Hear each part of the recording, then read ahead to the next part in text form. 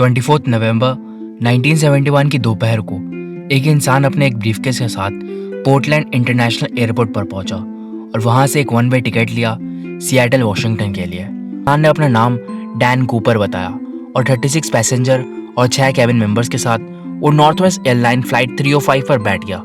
Flight में उसकी seat आखिरी रो में पीछे की तरफ थी। कूपर उस सीट पर जाके आराम से बैठा। उसने अपने लिए ड्रिंक्स मंगवाई और स्मोक भी किया क्योंकि ये 70s का टाइम था और उस समय they can smoke in flight. Flight के डिपार्चर होने के बाद कूपर ने पीछे खड़ी एक फ्लाइट अटेंडेंट जिसका नाम फ्लोरेंस शैफनर था उसको एक एनवेलप पकड़ाया। उस एनवेलप के अंदर एक नोट था जिसमें लिखा था कि कूपर के पास एक बॉम्ब है। फ्लोरेंस झिझकते हुए डैन कूपर के पास आके बैठी और उसने कूपर के ब्रीफकेस में डायनामाइट के 8 स्टिक्स देखे। कूपर की डिमांड बहुत सिंपल थी। अगर लोगों की जान बचानी है तो उन लोगों को कूपर के लिए $2 लाख का इंतजाम करना होगा, 4 पैराशूट्स भी देने होंगे और उसके साथ साथ एक फ्यूल टैंक का इंतजाम करना होगा सिएटल वॉशिंगटन में, ताकि जब वो फ्लाइट अपनी डेस्टिनेशन पर पहुंचे तब उसको रिफ्यूल करा जा सके। फ्लोरेंस ने पूछा कि क्या होगा अगर कूपर की ये सारी डिमांड्स पूरी नहीं हो पाएगी। इसका जवाब देते हुए कूपर ने धमकाया, काम पूरा करो।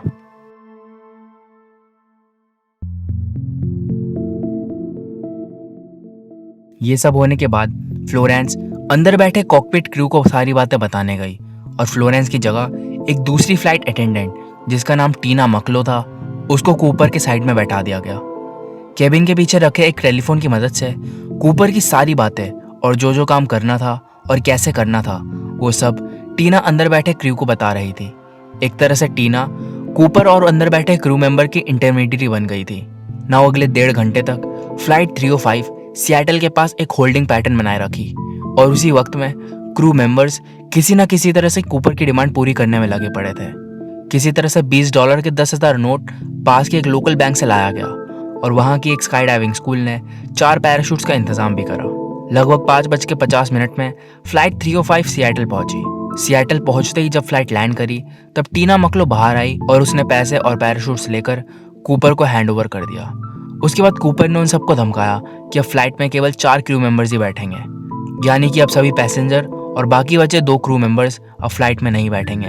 पैसेंजर्स को किसी तरह से समझाया गया कि फ्लाइट में कोई खराबी है ताकि वो पैनिक ना हो और उसके बाद फ्लाइट रेडी हो गई।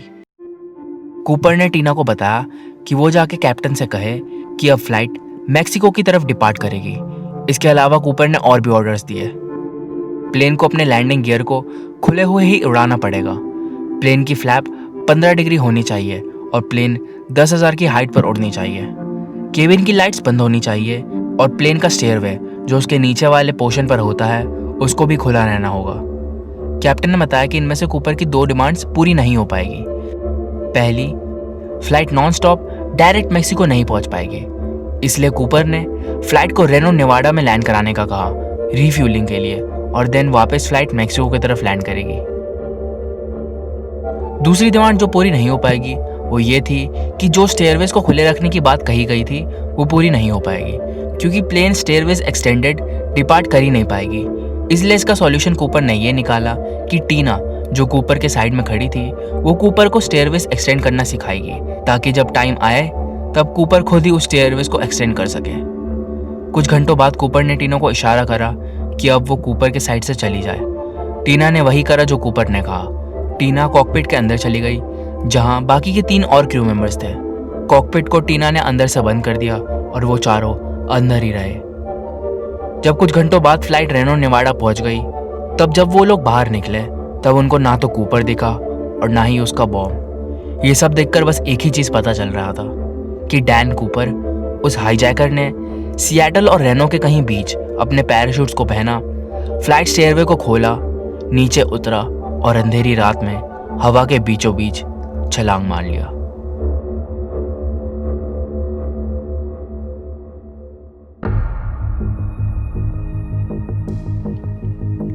फ्लाइट के लैंड करने के बाद तुरंत ही FBI को बुलाया गया। FBI की इन्वेस्टिगेशन में उन लोगों को ये सारी चीजें मिली। एक ब्लैक क्लिप जो कि एक टाई पर लगी हुई थी, 8 यूज्ड सिगरेट्स और 2 पैराशूट्स। केवल यही 3 चीजें थी जो कूपर से रिलेटेड थी और केवल यही सबूत उनको मिले। जिस दिन हाईजैकिंग हुई उसके रात के इंटरव्यू में एफबीआई ने कूपर का पोर्ट्रेट बनवाया, जैसा कि बाकी के पैसेंजर और क्रू मेंबर्स ने बताया। कूपर एक वाइट मेल था, ब्राउन आईज और डार्क हेयर के साथ। उसको देखकर लग रहा था कि उसकी उम्र लगभग 40 के आसपास होगी। उसने एक dark trench coat, dark suit, white shirt, black tie और डार्क शूज पहना हुआ था। उसके अलावा बोर्डिंग के तुरंत बाद ही डैन कूपर नाम के उस हाईजैकर ने एक ब्लैक कलर के सनग्लासेस भी पहन लिए थे। इन सारे डिस्क्रिप्शंस को मद्देनजर रखते हुए एफबीआई ने कई लोगों के कंपोजिट स्केच बनाए, बट वो लोग के स्केचेस और उनके बारे में हम थोड़ी देर में बात करेंगे। उसको एनालाइज करने से पहले एफबीआई को यह जानना जरूरी था कि डैन कूपर नाम के उस हाईजैकर ने कब प्लेन से जंप लगाया। क्रू मेंबर से पूछने पर कुछ खास बात तो पता ही नहीं चली कि कूपर ने कब और कितने बजे जंप लगाया, क्योंकि उनमें से किसी ने भी कूपर को प्लेन छोड़ते हुए नहीं देखा था। बट क्रू मेंबर्स ने यह बताया कि ठीक 8:05 में उन्होंने कूपर से लास्ट बात करी थी टेलीफोन पर, और उसके ठीक 10 मिनट के बाद ही उनको एक ऑसिलेशन या फिर एक एयरप्लेन वाइब्रेशन महसूस हुआ ना। अब ये ऑसिलेशन तब होता है जब बीच इन एयर फ्लाइट में एयरप्लेन के स्टेयरकेसेस को ओपन करा जाए, जिसका मतलब ये निकला कि लगभग 8:15 में डैन कूपर ने प्लेन से छलांग लगाया। अब जैसा कि एफबीआई को एक आइडिया तो लग गया था कि कितने बजे के करीब डैन ने फ्लाइट को छोड़ा था, सो अब नेक्स्ट क्वेश्चन ये उठता था कि कहाँ। एयरक्राफ्ट को छोड़ने के बाद कूपर लैंड कहाँ करा। कूपर की इस छलांग ने 31 वर्ग किलोमीटर के इलाके में सभी को खोजने में मजबूर कर दिया। अगली सुबह प्लेन्स, हेलीकॉप्टर्स और दुनिया भर के गार्ड्स की मदद से एफबीआई इस पूरे इलाके की तलाश करने लगी, पर अफसोस के साथ कई हफ्तों तक भी इस इलाके की खोज करने के बाद भी उनको कुछ नहीं मिला। डीबी कूपर का कहीं भी कुछ भी पता नहीं चला। जैसे कि एफबीआई के हाथ तिनका भर सबूत भी नहीं मिला, इसलिए उन्होंने अब इस केस को दूसरे एंगल से सॉल्व करने का सोचा। एफबीआई ने अब अपना सारा फोकस उस दिए गए $2 लाख पर लगाया। वो पैसे पास के सिएटल फर्स्ट नेशनल बैंक से कलेक्ट करे गए थे।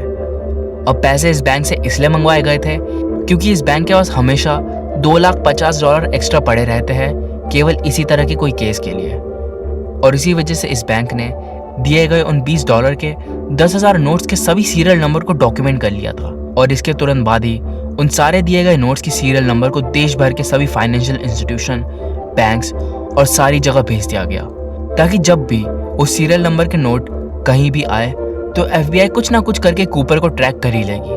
उनका मेन मकसद यही था कि जितना हो सके उतना मुश्किल कर दे कूपर के लिए पैसे खर्च करने में। यहाँ तक कि वहाँ के कई न्यूज़पेपर्स तो लोगों को रिवॉर्ड भी देने का अनाउंसमेंट कर दिए उन लोगों को जो उन स्पेसिफाइड सीरियल नंबर के नोट्स को वापस ला के देंगे। बट इतनी सारी कोशिश करने के बावजूद भी किसी को भी कभी भी वो नोट्स नहीं मिले। लेकिन उसके 10 साल बाद 1980 में एक लड़के को जिसका नाम ब्रायन इंग्रैम था, उसको सदर्न वॉशिंगटन में कैंप फायर के वक्त खुदाई करते समय नोट्स के बंडल मिले। उन सभी नोट्स का टोटल अमाउंट था $5,880। 10 साल पुराना केस जिसको एफबीआई तिनका भर भी सॉल्व नहीं कर पाया था, आज वही केस उनको एक नए मोड़ पर लाकर खड़ा कर दिया। जैसे कि उनको लगा था कि उनको वो नोट्स मिलने पर बहुत सारी चीज़ों के जवाब मिल जाएंगे, तो वो बिल्कुल गलत है, क्योंकि जवाब मिलने के बजाय उनको अब कई सवाल मिल गए। सबसे पहला और सबसे बड़ा सवाल तो यही था कि वो नोट्स वहाँ कैसे आए और क्या वो डीबी कूपर को पकड़ पाएंगे भी या नहीं। वेल, इसका आंसर साधारण शब्दों में यही होगा कि कूपर को उतने नोट मिलने के बावजूद भी पकड़ा नहीं जा सका। वो नोट कहाँ से आए, वो नोट इतने कम क्यों आए, केवल उतने ही नोट क्यों थे, बाकी के नोट्स कहाँ थे, कूपर कहाँ है, क्या कूपर जिंदा भी है या नहीं, ये सारे जवाब एफबीआई को ढूंढने थे।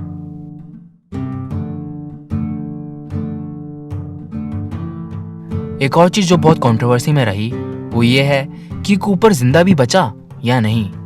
जब कूपर 8:10 पर छलांग लगाया तब उस समय मौसम ठीक नहीं था। कूपर की जंप करते समय बहुत तेज थंडरस्टॉर्म चल रही थी, आंधी थी, तूफान चल रही थी, जिसकी वजह से एयर स्टेयरवे में लगी एक प्ले कार्ड यानी घोषणा पत्र भी उतनी तेज हवा की वजह से फट गया। ऐसे में कूपर का उससे बचना बहुत ही मुश्किल हो जाता है। इसके अलावा जैसा कि मैंने आपको शुरुआत में बताया कि एफबीआई ने कूपर के जाने के बाद कई चीज़ों की तलाश करी और उनको 2 पैराशूट्स भी मिले, और जैसा कि कूपर ने 4 पैराशूट मंगवाया था, तो इसका यह मतलब है कि कूपर ने जंप करते समय केवल 2 पैराशूट्स ही ले गए। बट इसमें ट्विस्ट ये निकला कि कूपर द्वारा ले गए एक पैराशूट खराब था, यानी जो पैराशूट उसको दिया गया था वो यूजलेस था एक हद तक। वेल अब अगर कूपर ने उस खराब पैराशूट को अपने पैसों के बैग के लिए यूज़ करा होगा तब तो कूपर शायद सेफ होगा, बट अगर उस डिफेक्टेड पैराशूट को कूपर ने खुद के लिए इस्तेमाल करा होगा तब सिचुएशन बिगड़ गई होगी। वेल तब भी हम ये कंफर्म नहीं कर सकते कि कूपर मर भी गया होगा या नहीं, क्योंकि वो पैराशूट डिफेक्टेड थे, खराब नहीं। यानी उन पैराशूट को खोलने के बाद उसका यूज़र डायरेक्शन चेंज नहीं कर पाता। सो अगर कूपर ने उस पैराशूट को यूज़ करा भी होगा और अगर उसको एक स्पेसिफिक डायरेक्शन में जाना होगा तो वो चीज़ नहीं हो पाई होगी। एक और चीज़ जो नोटिस करने वाली है वो ये है कि जिस प्लेन को कूपर ने हाईजैक करा था उसको CIA द्वारा वियतनामीज वार के समय यूज़ करा जाता था, और ऐसे स्पेशल प्लेन को हाईजैक करना कोई आम बात नहीं है, क्योंकि इस प्लेन को हाईजैक करने के लिए अच्छी खासी नॉलेज होनी चाहिए और वो नॉलेज केवल CIA के लोगों के पास ही होती है। सो इससे उन सभी लोगों पर शक भी गया था जिन्होंने वियतनामीज वॉर के समय इस प्लेन में काम करा था। इसके अलावा फ्लाइट क्रू मेंबर्स ने कूपर के बारे में और भी चीज़ें बताई, जैसे कि कूपर को एयरक्राफ्ट और फ्लाइट के बारे में जनरल एक्सटेंसिव टेक्निकल नॉलेज थी। कूपर को वहाँ की सिटीज़ के बारे में भी बहुत अच्छी खासी नॉलेज थी, क्योंकि फ्लाइट के ऊपर से ही उसने टाकोमा नाम की एक सिटी को आइडेंटिफाई कर लिया था। उसने हाईजैकिंग इतने आराम से और इतने ढंग से करी जिससे फ्लाइट में बैठे पैसेंजर्स को पता ही नहीं चला और कोई भी पैनिक नहीं हुआ। उसने फ्लाइट में पूरे समय सनग्लासेस ही पहना हुआ था ताकि उसकी आइडेंटिटी किसी को पता नहीं चले। उसने प्लेन से छलांग लगाने से पहले बहुत कम या फिर नामात्र सबूत ही छोड़े। कूपर की टिकट पर उसके नाम के अलावा कोई भी ऐसा सबूत नहीं मिला जिससे उसकी हैंडराइटिंग को पहचाना जाए। लेकिन इतने सारे प्रिपरेशन के बावजूद भी कूपर की फाइनल प्रिपरेशन में बहुत सारी गलती हुई, जैसे कि कूपर $20 के 10,000 नोट लेने से बेहतर ज़्यादा वैल्यू के कम नोट्स ले सकता था ताकि उसके जंपिंग में प्रॉब्लम नहीं होती। कूपर पैराशूट्स के साथ साथ बूट्स, जैकेट्स और बाकी इक्विपमेंट्स भी मंगवा सकता था ताकि उसको फ्लाइट से जंप करते समय परेशानी ना हो और बाद में लैंड करने के बाद नीचे की स्नो में भी परेशानी ना हो। लेकिन इतनी सारी प्रिपरेशन और गलती के बाद भी मेरे ख्याल से पर्सनली मुझे लगता है कि कूपर शायद बच गया, क्योंकि FBI द्वारा स्केचेस बनाने के बावजूद भी कभी भी कोई मिसिंग पर्सन की रिपोर्ट नहीं मिली जिसकी शक्ल डैन कूपर से मिलती हो। इसका मतलब केवल एक ही चीज़ हो सकता है कि DB कूपर प्लेन हाईजैकिंग करने के बाद $2 लाख लेने के बाद दोबारा से अपनी नॉर्मल ज़िंदगी शुरू कर दिया हो। अब वीडियो के ख़त्म होने से पहले कुछ सस्पेक्ट्स देख लेते हैं जिनको DB कूपर होने का शक था। लेकिन इससे पहले एक फैक्ट आपको बता दूं कि ये हाईजैकर जिसका नाम डैन कूपर था उसको डैन कूपर ना बुला के लोग DB कूपर बुलाते हैं। वेल ये इसलिए है क्योंकि उस समय जब ये खबर चारों तरफ फैली हुई थी तब उस समय के एक रिनाउंड न्यूज़पेपर ने गलती से डैन कूपर की जगह DB कूपर लिख दिया था, और उसके बाद से लोगों को ये नाम इतना अच्छा लगा कि डैन कूपर की जगह अब उस हाईजैकर को DB कूपर बुलाया जाता है। नाउ चलो देखते हैं सस्पेक्ट्स।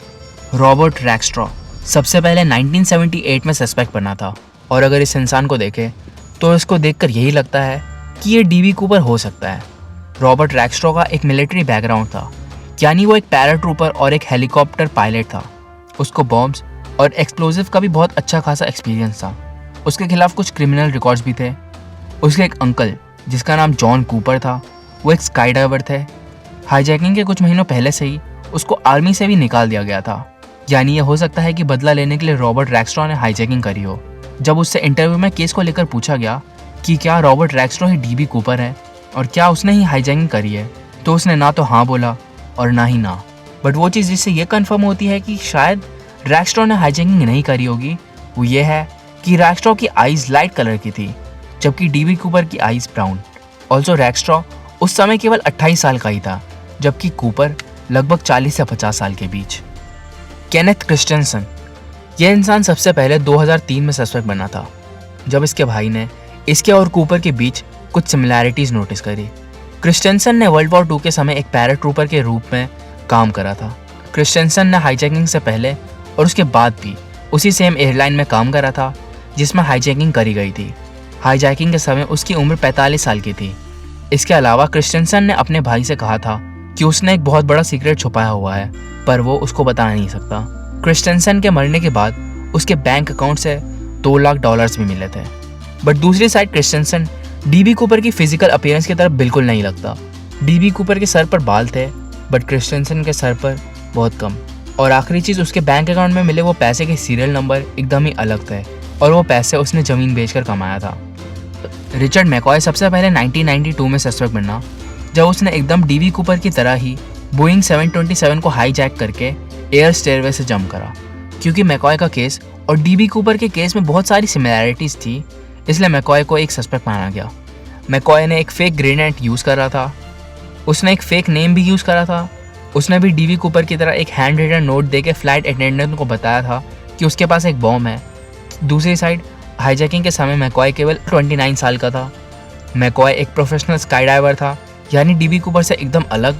इसके अलावा सभी फ्लाइट अटेंडेंट्स का ये मानना था कि मैकॉय डीबी कूपर नहीं है। ड्वेन वेबर 1995 में सस्पेक्ट बना, जब उसने अपनी डेथ से कुछ दिनों पहले ही अपनी वाइफ को बताया कि वो ही डैन कूपर है। उसके बाद वेबर की विडोड वाइफ ने बहुत ऐसे चीज़ें बताई जिसको देखकर ये लगता था कि शायद ड्वेन वेबर ही असली डैन कूपर है। उसको वेबर के रूम से एकदम वैसा ही बैग मिला जो हाईजैकिंग के समय यूज़ करा गया था। जिस दिन हाईजैकिंग हुई उस दिन वेबर जब अपने घर पर आया तब उसके घुटनों पर चोट के निशान थे। इसके अलावा वेबर एक वर्ल्ड वॉर 2 वेटरन था, उसके खिलाफ बहुत सारे क्रिमिनल रिकॉर्ड्स भी थे। उसकी और डीबी कूपर की फिजिकल डिस्क्रिप्शन भी सेम थी। हाईजैकिंग के समय वो 47 साल का था, बट दूसरी तरफ फ्लाइट 305 से लिए गए फिंगरप्रिंट्स वेबर के फिंगरप्रिंट से बिल्कुल नहीं मैच करे। वेबर का डीएनए भी वहाँ से कलेक्टेड डीएनए से मैच नहीं करा। सो शायद ड्वेन वेबर भी डीबी कूपर नहीं है।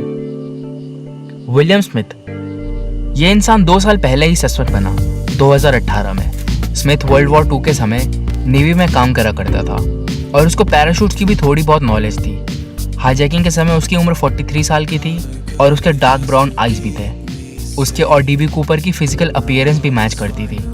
1970 के समय स्मिथ कंगाल भी हो गया, तो शायद ये वजह हो सकती है हाईजैकिंग करने की। ये पांचों इंसान एक जैसे नहीं है, तब भी इन सभी पर शक जाता है। शक जाने के बावजूद भी इन पांचों से रिलेटेड बहुत ऐसी चीज़ें हैं जो ये साबित करती है कि ये लोग डीबी कूपर नहीं है। अब सोच सकते हो कि ये केस कितना ज़्यादा टफ और रहस्यमयी था। आज तक कोई भी इस केस को सॉल्व नहीं कर पाया है। ये चीज़ बताती है कि डीबी कूपर कितना तेज़ प्लेन हाईजैकर था। आपको क्या लगता है कि इन पांचों में से कौन असली डीबी कूपर होगा? अपने व्यूज़ कमेंट में बताओ। So this is it guys, आज के लिए बस इतना ही। अगर आपको ये वीडियो पसंद आई तो लाइक करो, क्योंकि हर हफ्ते मैं इस तरह की और भी इंटरेस्टिंग टॉपिक्स पर वीडियोस लाता रहता हूँ। और अगर आप नए हो तो सब्सक्राइब करो। इस वीडियो को आप शेयर भी कर सकते हो, और अगर आप इस चैनल को सपोर्ट करना चाहते हो तो आप पेट्रियन मेंबर भी बन सकते हो। तब तक के लिए this was Suryash from idea creations, signing off. Cheers.